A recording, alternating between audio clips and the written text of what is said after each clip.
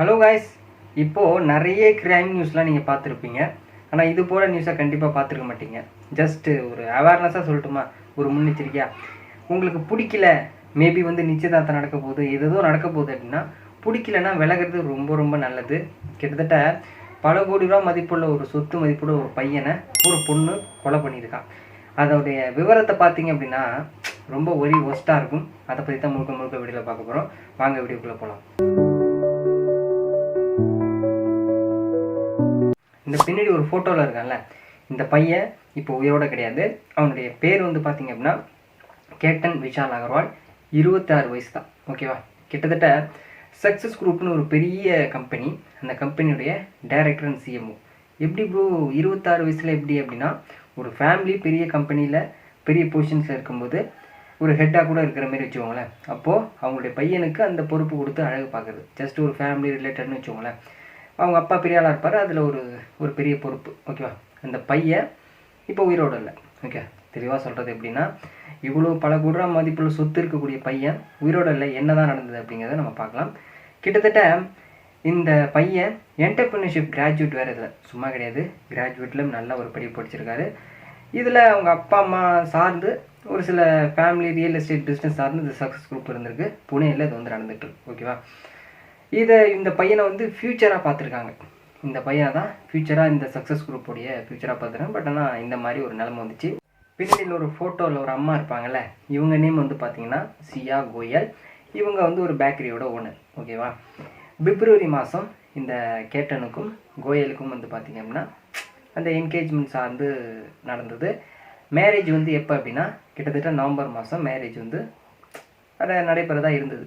ஆனால் ஃபேமிலி இது சார்ந்து நிறைய பெரிய பெரிய பெரிய தொழிலதிபர் அப்போ என்ன பண்ணுவாங்க, பெரிய ஹையர் சார்ந்து பெரிய பேலஸ் புக் பண்ணுறது அது சார்ந்து எல்லாமே நடந்துகிட்டு இருக்கும்ல. கிட்டத்தட்ட ராஜஸ்தானில் இருக்கக்கூடிய பெரிய பேலஸை 17 கோடி ரூபா மதிப்புள்ள அந்த பெரிய இதை புக் பண்ணி வச்சுருக்காங்க. என்கேஜ்மெண்ட்டு நல்லா முடிஞ்சு அதுக்கப்புறம் மேரேஜ் சார்ந்து எல்லாமே நடந்துகிட்ருக்கு. இது ஒரு பக்கம் நடந்துகிட்டு இருக்கும். 2 ப்ரைவேட் பிளேன்ஸு, என்னது பிளேன்ஸா, அந்த கெஸ்ட்லாம் வருவாங்களே அவங்கள அழைச்சிட்டு போகிறதுக்கு அது சார்ந்துமே ஏற்பாடு பண்ணி வச்சுருந்துருக்காங்க. ஓகே, கடந்த சில மாதங்களாக நீங்கள் நிறைய போஸ்ட்லாம் பார்த்துருப்பீங்க. இவங்க 2 பேரும், சியாவும் சரி கேட்டனும் சரி, நிறைய இன்ஸ்டாகிராமில் அந்த வெட்டிங் சார்ந்து எக்ஸைட்டில் நிறைய ஹக் பண்ணுற மாதிரி, அந்த பூ கொடுக்குற மாதிரி, ஃப்ளவர்ஸ் கொடுக்குற மாதிரி, இந்த மாதிரி நிறைய சோஷியல் மீடியாவில் சியா ஒரு பக்கம் கொடுக்குற மாதிரியும் கேட்டன் ஒரு கொடுக்குற மாதிரியும் நிறைய ஆக்டிவாக நிறைய போஸ்ட்டு ரீல்ஸ்லாம் நிறைய பார்த்துருப்பீங்க. அதுபோல் எல்லாமே இந்த என்கேஜ்மெண்ட் சார்ந்து ரொம்ப ஒரு எக்ஸைட்டடாக 2 பேரும் மாறி மாறி பண்ணியிருக்காங்க. பார்க்குறவங்களுக்கு வாஹா ஓஹோ அப்படிங்கிற மாதிரி இருந்தது. ஆனால் இதனுடைய கதை பார்த்தீங்க அப்படின்னா ரொம்ப ரொம்ப ரொம்ப ஒஸ்ட்டாக இருக்கும். அந்த சியாவுடைய பொண்ணுடைய கேரக்டர் பார்த்தீங்க அப்படின்னா சொல்கிறேன் போக. கடந்த 18ஆம் தேதி சியாவும் கேட்டனும் பார்த்தீங்கன்னா வெட்டிங் அவுட், ஓகே, கேஷுவலாக டேட்டிங் அவுட்டிங் போடுவாங்கள்ல, அந்தமாரி போயிருக்காங்க. அப்போது புனேயில் இருக்கக்கூடிய பெரிய லொகாகட் ஃபோர்ட்னு சொல்லுவாங்க, அங்கே உச்சிக்கு போகிறாங்க. அப்போ உச்சிக்கு போகும்போது என்ன நடக்குது அப்படின்னா, இவர் இறந்து போகிறதா செய்தி வருது. ஓகே, அப்போது இறந்து போகும்போது போலீஸார் இன்வெஸ்டிகேஷன் பண்ணுறாங்க. என்னம்மா நீங்கள் 2 பேரும் தானே சேர்ந்து தான் போனீங்க, பட் நான் எப்படி ஆச்சு அவர் இறந்து போனார் அப்படின்னா, அவங்க என்ன சொல்கிறாங்க, சியா இல்லை நான் எவ்வளோ சொன்னேன், அவர் கேட்கவே இல்லை, அந்த இடத்துக்கு போனால் ரொம்ப ரிஸ்க்கு, கீழே வந்துடும் சொல்லிட்டு சொன்னேன், அவர் கேட்கவே இல்லை, நம்ம போஸ்ட்டு போடலாம் இன்ஸ்டாகிராமில் அப்படி இப்படின்னு சொன்னதால நான் கொஞ்சம் ஒதுங்கியே நின்றுட்டேன், அவர் தவறி விழுந்து இறந்து போயிட்டார் அப்படின்னு சொல்லிட்டு சொன்னாங்க. உடனே இப்போ போலீஸக்கார் எவ்வளோ இன்வெஸ்டிகேஷன் பார்த்துருப்பாங்க எந்தெந்த மாதிரிலாம். அப்போது இந்த பொண்ணோட பிஹேவியர் கொஞ்சம் சரியில்லாத மாதிரி தருது. ஏன்னா பெரிய இடத்து பையன் வேறு, கண்டிப்பாக கேஸ் பெரிய லெவல் போகணும்னு சொல்லிட்டு பொண்ணை பிஹேவியர் சரின்னு சொல்லிட்டு அவங்கள விசாரிக்கிறாங்க. அப்புறம் போலீஸார் விசாரிக்க வேண்டிய விஷயத்தில் விசாரிச்சிருக்காங்க.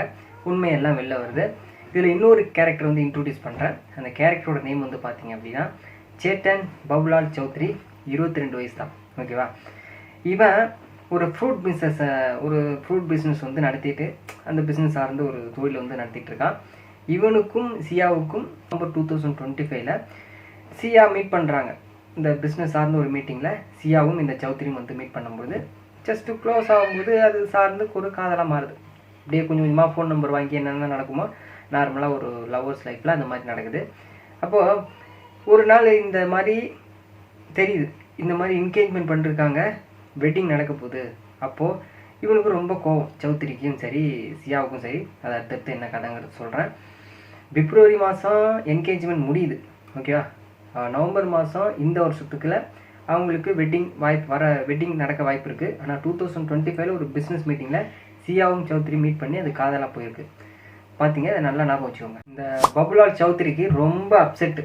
இந்த மாதிரி இன்ஸ்டாகிராமில் அவங்க ரொம்ப ஹக் பண்ணுற மாதிரி ரொமான்ஸ் பண்ணுற மாதிரி நிறைய போஸ்ட்ஸ்லாம் பார்க்கும்போது கடும் கோபமண்டை என்ன பண்ணுறான், சியா கிட்ட கேட்குறான், ஏன் இப்படிலாம் நடந்துக்கிற அப்படி இப்படின்னு சொல்லிட்டு கேட்கும்போது, இல்லை எனக்கும் அந்த கேட்டன் மேலே இன்ட்ரெஸ்ட் இல்லை, ஃபேமிலி ஃபோர்ஸ் பண்ணுறதுனால தான் நான் இந்த மேரேஜுக்கு ஒத்துக்கிட்டேன் அப்படின்னு சொல்லிட்டு சொல்கிறாங்க.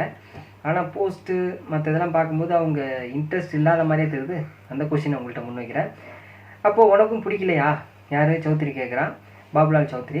அப்போது நம்ம 2 பேரும் சேர்ந்து அவனை கொண்டுட்டா நம்மளை யாரும் பிரிக்க முடியாது அப்படின்னு சொல்லிட்டு இந்த போர்ட்டு பிளானை போடுறாங்க. ஆல்ரெடி இதுக்கு முன்னாடி ஒரு பிளான் போட்டு அது சக்ஸஸ் ஆகலை. இதை ஞாபகம் வச்சுங்க. அந்த முன்னாடி நம்பர் 1, இது நம்பர் 2 பிளான் தான்.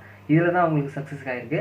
நம்பர் 1 பிளானை அடுத்தடுத்து சொல்கிறேன். சியா என்ன பண்ணுறான், இந்த பிளான்லாம் வந்த அப்புறம் சரி ஓகே அப்படின்னு சொல்லிட்டு கேட்டேன்னா ஒரு அவுட்டிங் போயிட்டு வரலாமா அப்படின்னு சொல்லிட்டு கூப்பிட்றா. அப்போது அவனும் வந்து நிறைய எதிர்பார்ப்பு இருக்குல்ல, வெட்டிங் ஆக போகுது.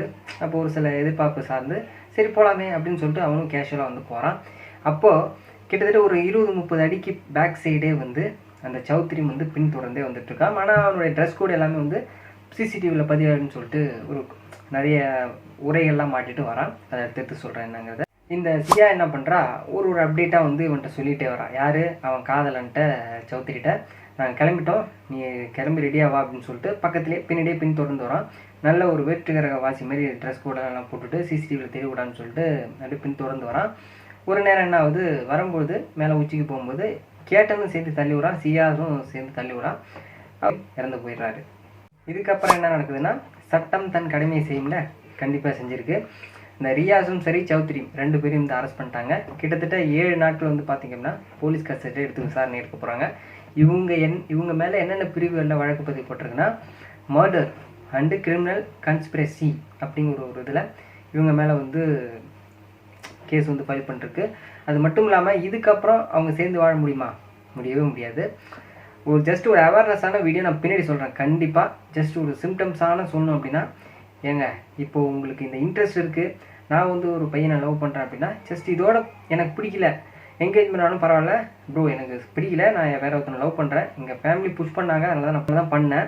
நீங்கள் மேபி உங்கள் ஃபேமிலிகிட்ட சொல்லி மேபி இந்த மேரேஜில் இன்ட்ரெஸ்ட் இல்லை, பொண்ணுக்கும் எனக்கும் வந்து மேபி வந்து இந்த கேரக்டர் வைஸ் சரியில்லை அப்படின்னு சொல்லிட்டு சொல்லிவிடுங்க ப்ரோ. அப்படி இப்படி ஏதோ சொல்லி ஏதோ ஒரு மழுப்பியாவது கல்யாணத்தை நீ பார்த்துருந்தா நீ உன் காதலோட ஓடிருக்கலாம்னா அப்படி சொல்லவில்லை. எதுக்கு ஒரு நல்ல பெரிய ஒரு நல்ல பணக்கார பையனை பணத்துக்காக ஆசைப்பட்டீங்களா, அது என்னமோ, அது எந்த கதை எனக்கு வேணாம். ஆனால் ஒரு உயிருங்கிறது அவ்வளோ மதிப்பு மிக்கது. ஜஸ்ட்டு தெரிஞ்சுக்கலாம்னு நினைக்கிறேன். பிடிக்கல அப்படின்னா கேரக்டர் வைஸாக ஒதுங்கிடலாம். இப்போ இந்த காலத்துலாம் என்னென்னமோ நடக்குது, இது போல் ஒரு சம்பவம் நடக்குது. ஜஸ்ட் அவேர்னஸாக இருங்க எல்லோரும். இதுக்கப்புறம் என்ன, அதான் ப்ராப்பராக சாலிடான எல்லா எவிடன்ஸும் கிடச்சிச்சா, இன்னும் கேஸை ரொம்ப இன்வெஸ்டிகேஷன் டீப்பாக போகிறாங்க. இதில் என்ன கொடுமை அப்படின்னா, கிட்டத்தட்ட 2004 ஃபோன் கால்ஸ் இந்த சியாவும் சௌத்ரியும் வந்து அவ்வளோ மிஸ்கால் சார்ந்து பேசியிருக்காங்க. கிட்டத்தட்ட 238 மணி நேரம் பேசியிருக்காங்க. பாதி மணி நேரம் எதுக்கிருப்பாங்க அப்படின்னா, நீங்கள் லவ்வர்ஸ் அது இதுன்னு நினைப்பீங்களா, அதெல்லாம் கிடையாது. இந்த கேட்டனை இப்படி போட்டு தரலாம், இந்த மாதிரி ஒரு பிளான் போட்டு பேசியிருக்காங்க. எல்லாம் இன்வெஸ்டிகேஷன் சார்ந்து எல்லாம் வந்துடும். நீங்கள் சும்மா நினைக்கலாம், நான் இந்த படம் பார்க்குறேன் அந்த படம் பார்க்குறேன், யாருக்கு கண்டுபிடிப்பா, நான் ஹிஸ்ட்ரி டெலிட் பண்ண யாருக்கும் தெரியாது. எல்லாத்துக்கும் ஒரு செட்டிங்ஸ் இருக்குது. கவர்மெண்ட்டும் அது சார்ந்து தான். ஒரு பொருட்கள் நமக்கு கிடைக்கிது, நம்ம ஏதோ யூஸ் பண்ணுறோம் அப்படின்னா எல்லா டீட்டெயில்ஸும் ஒரு ப்ரைவசி சார்ந்து எல்லா இடத்துலையும் இருக்கும். ஜஸ்ட்டு ஈஸியாக கண்டுபிடிச்சி போடுவாங்க. நாங்கள் தப்பு பண்ணுறோம், கண்டுபிடிக்க முடியாதுன்னு என்றைக்குமே நினைக்காதீங்க. ஜஸ்ட்டு இந்த மாதம் ஃபுல்லாகவே எப்படியாவது கேட்கணும் வந்து கொலை பண்ணணும் அப்படிங்கிறதுல இந்த போர்ட் சார்ந்து ஆல்ரெடி முன்னாடி போயிருக்காங்க. முன்னாடி போய் ஒரு சில சம்பவம் நடந்திருக்கு, அதை சொல்கிறேன். என்ன அப்படின்னா, இந்த போர்ட்டு அந்த லோகாகிராம் போர்ட்டு இருக்குல்ல, மறுபடியும் அந்த போர்ட்டுக்கு போகிறாங்க. ஃபஸ்ட்டு போகிறாங்க, இப்போ போல் செகண்ட் டைம் மாட்டிட்டு இறந்து போனார். ஃபஸ்ட் டைம் போகும்போது ஃபர்ஸ்ட் ஆஃப் ஆல் அந்த மேலே ஏறி போய் போர்ட்டுக்கெலாம் போகும்போது தள்ளி விட்டுருக்கான்.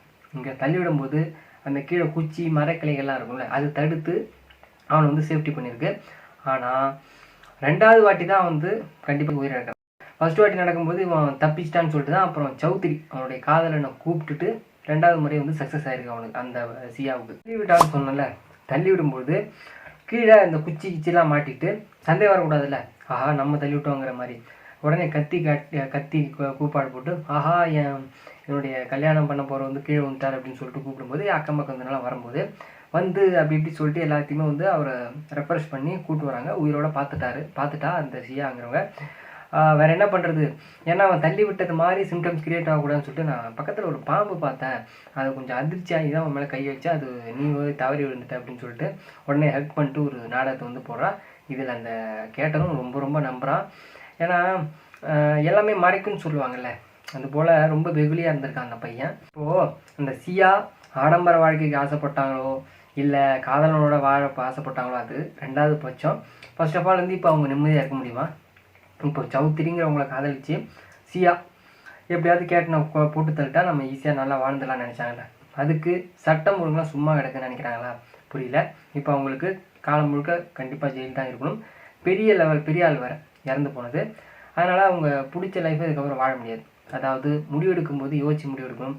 பிடிக்கல அப்படி இருக்கும்போது கண்டிப்பாக பிடிக்காதத நம்ம கண்டிப்பாக இதை சார்ந்து எப்படி நல்ல தீர்வு கொண்டு வரணும் அப்படிங்கிறத பொறுமையாக நிதானமாக ஒரு முடிவு எடுக்கணும் அப்படிங்கிறது என்னோட கருத்து. ஏன்னா இந்த மாதிரி செஞ்சு தான் உங்கள் லைஃப்பை நீங்கள் க்ரோ பண்ண முடியுமா?